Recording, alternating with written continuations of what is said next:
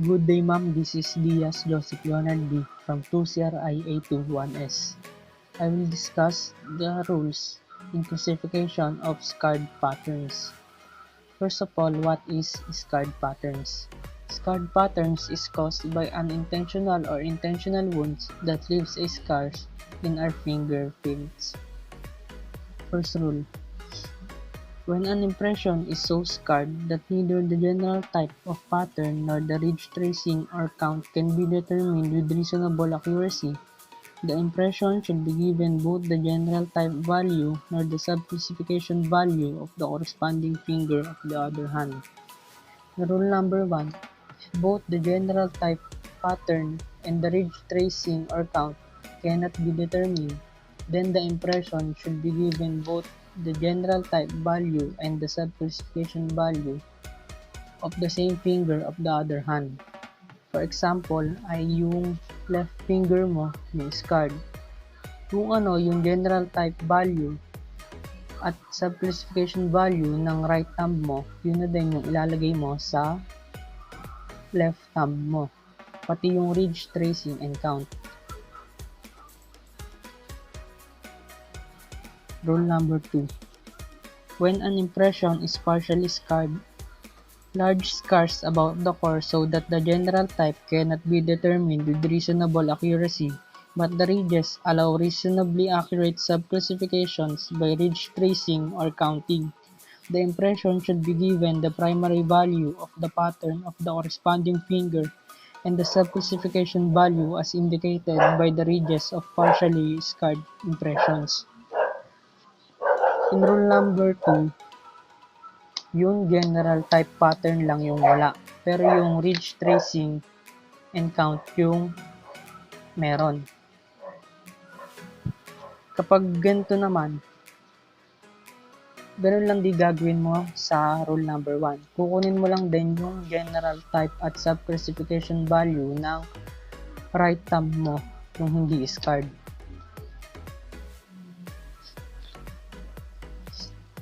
Rule number 3.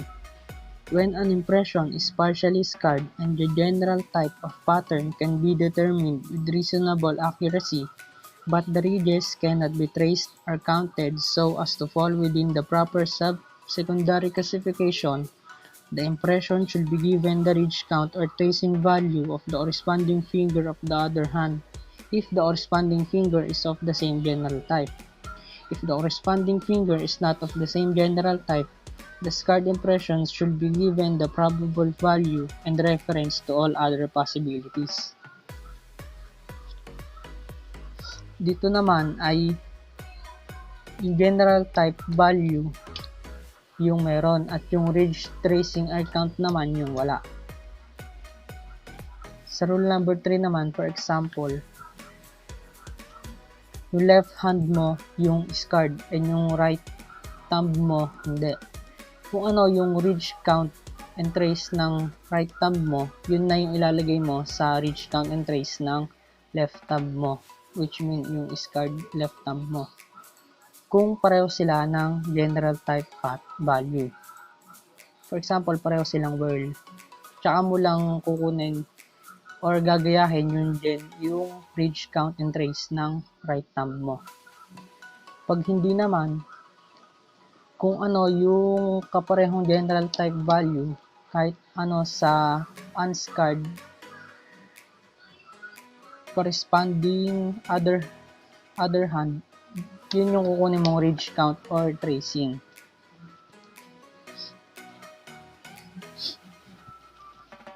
Rule number 4.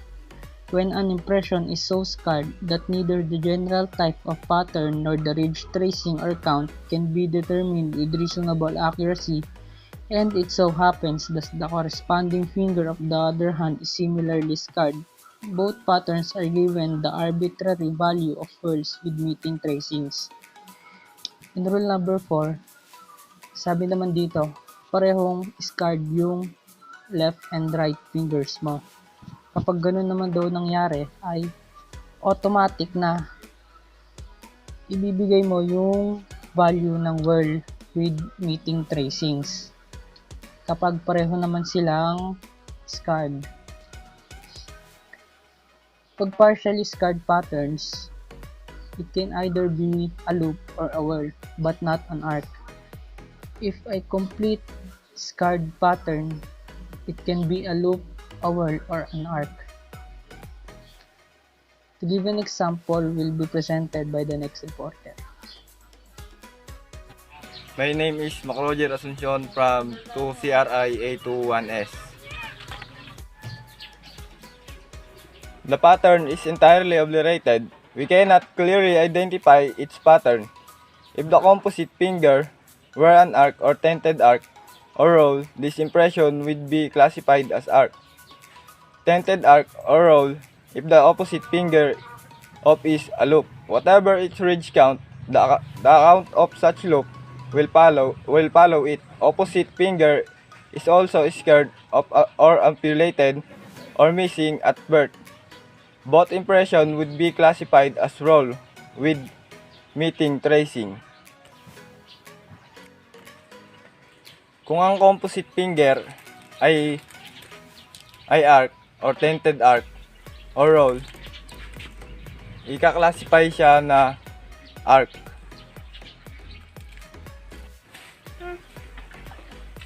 Kung ang composite finger ay arc or tented arc or roll, ika-classify siya na arc, tented arc or roll.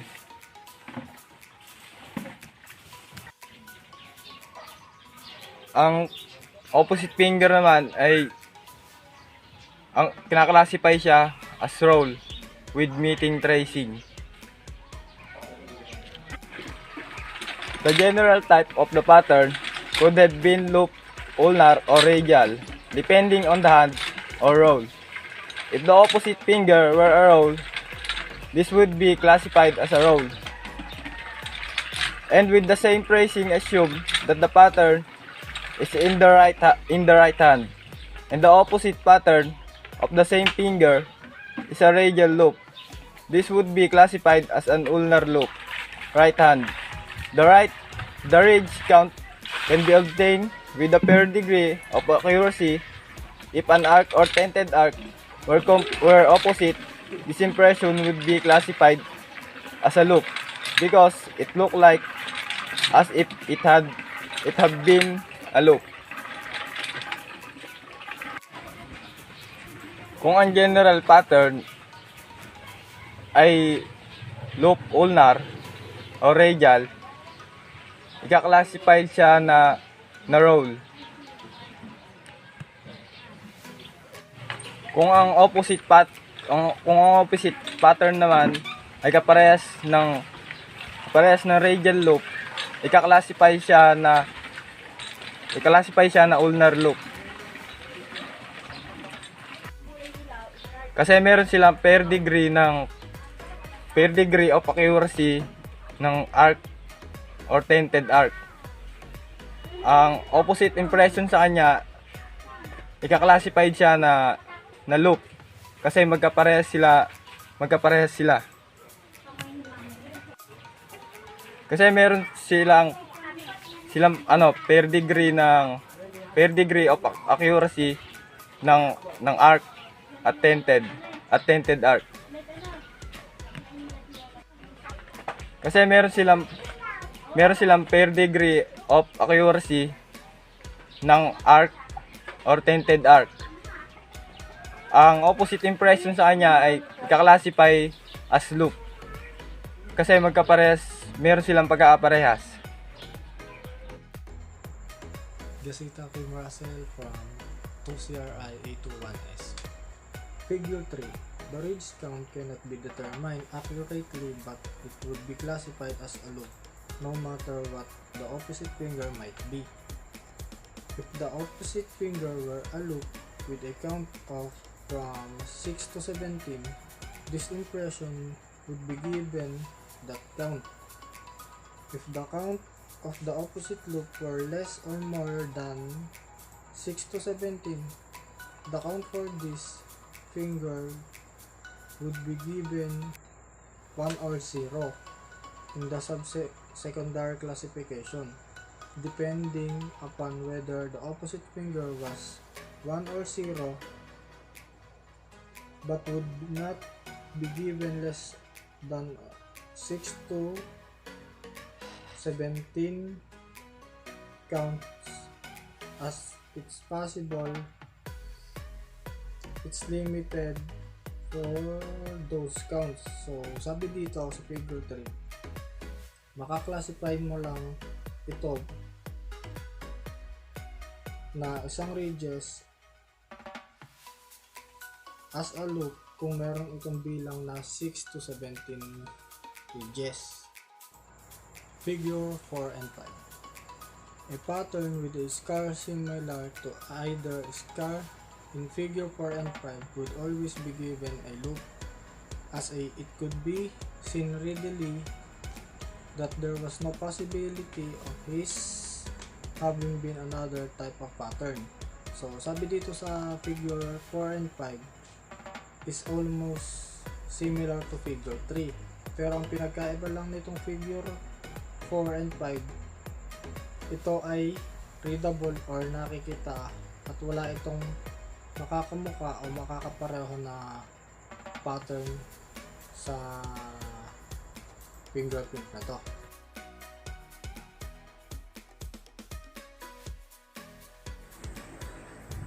Good morning everyone, I'm Bernardino Jan March from 2CRI-A2-1S.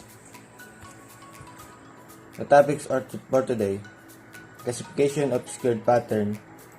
In dealing with the proper classification, the following rules should be observed when an impression is also squared or complete squared pattern. It is about the core that neither the general types of pattern nor the ridge tracing or count can be determined with fair accuracy, and the pattern will have the potential to be all three of the general patterns types. When an impression is partially squared, we attempt to use ridge counting or tracing of the immersion, otherwise refers to the corresponding figures of the other hand. Number 3. When both fingers are squared or pattern that can determine with fair accuracy, both patterns are given the arbitrary value of warrior or worlds with weighting tracing. In figure 1, the pattern is vanished and we cannot clearly distinguish this pattern. It could be classified a world or a load, and the count of such pattern will follow if the opposite finger are also missing at birth. Both impression, the opposite finger or both impression will be called as a world with meeting racing. In figure 2, the pattern will be identified. It could have been loop, ulnar, or radial loop, depending on the hand. If the pattern in right hand is ulnar loop, the opposite pattern of the same finger would be considered a radial loop. The pattern will not be both ulnar loop or both radial loop. And to obtain the ridge count, the pattern will have a fair degree of accuracy. In figure 3, the pattern will classify as a loop no matter what the opposite finger might be, but it is term of counting. The ridge count cannot be accurately determined and if the opposite finger with a loop pattern has a count from 6 to 17, will be given an impression. and the figure 4 and 5, it is said that the pattern with a similar scar to the difference figure will be given a loop, and there was no possibility of having any other type of pattern but only a loop. Classification of amputation and finger missing at birth.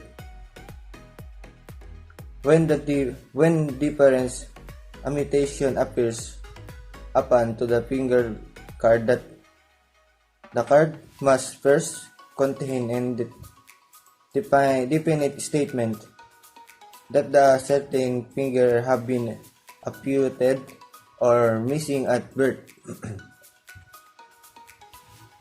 The purpose of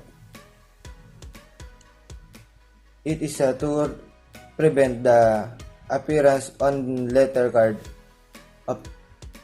of impression of finger thought to have been amputated but which in reality were mildly injured and bandaged when previous print were submitted. Steven J. De Los Santos from 2CRI-A2-1S. Classification of amputation and fingers missing at birth. Opposite amputated fingers classification is worse with meeting tracing. If amputated fingers are opposite each other, classification is worse with meeting fingers.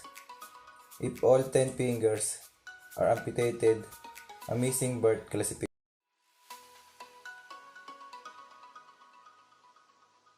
Good day everyone. My name is Rica Angela Emricio from 2CRI-A2-1S. So my topic for today is all about classification of bandage or imprinted fingers. As noted in the chapter pertaining to problems in the taking of ink fingerprint and indication to the effect, recently injured bandage is not sufficient to file a fingerprint card. It is obvious that a fingerprint card bearing this notation cannot be properly classified or filed. If the injury is temporary, and if possible, this print should not be taken until after healing. So, gaya nga ng problema sa pagkuha ng ink sa fingerprint, ang posibleng maging epekto kung nagkaroon o nasugatan ng daliring pagkukuhanan ay hindi sapat o hindi mo na maaari mag-file ng fingerprint card. Dahil kung magpa-file ng fingerprint card habang injured ang daliri na pagkukuhanan ng ink, ay malaki ang posibilidad na hindi maisaayos ng maigi at posibleng magkaroon ng problema sa pagpa-file. At halimbawa, kung kailangan kong mag-asikaso ng papel o may need akong gawin na nire-required ang pagkuha ng fingerprint ink at kasalukuyang mayroon akong sugat sa daliri, ay hindi muna ako maaaring magpakuha ng fingerprint ink. Kailangan ko muna magpagaling hanggang sa pwede na akong mag-take ng fingerprint ink.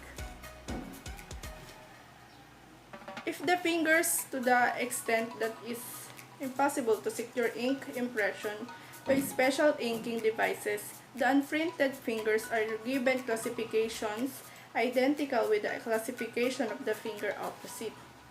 If only finger is lacking, reference searches should be conducted in every possible classification. If more than one finger is lacking, they should be given the classification of the opposite finger. But no reference searches should be conducted.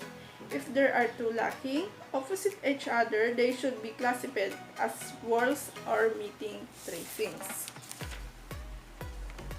At kung ang daliri naman ay malawak o malaki ang naging injured nito, ay magiging mas imposibleng masecure ang impression gamit ang special inking devices.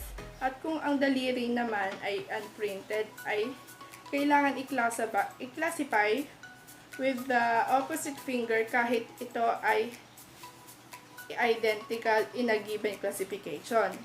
At kung ang isang daliri naman ang wala or kulang ang reference searchers, ay kailangan nila mag-conduct ng lahat ng posible sa pag-uuri nito. Ngunit walang reference na nagko-conduct nito at ihahalimbawa naman ng isa o dalawa, ang iuuri na lamang ito as a whorls with meeting whorls.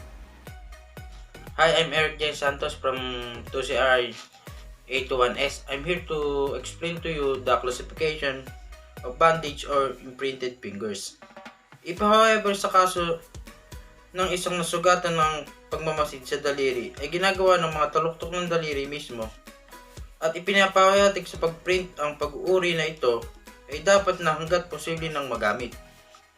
Halimbawa ng isang nawawalang impression na may level na ulnar loop at tungkol sa 8 counts ng individual na kumukuha ang mga kopya ay dapat na hinahanap sa subsecondary bilang parehong I at O, ngunit hindi dapat na sanggunian bilang isang pattern maliban sa isang loop. If ang daliri ay ginagamit bilang pangwakas o susi, dapat itong maghanap ng sapat na bilang sa bawat panig ng 8 upang payagan ng posibleng error sa pagbibilang ng nag-aambag gamit ang kanyang neck eye.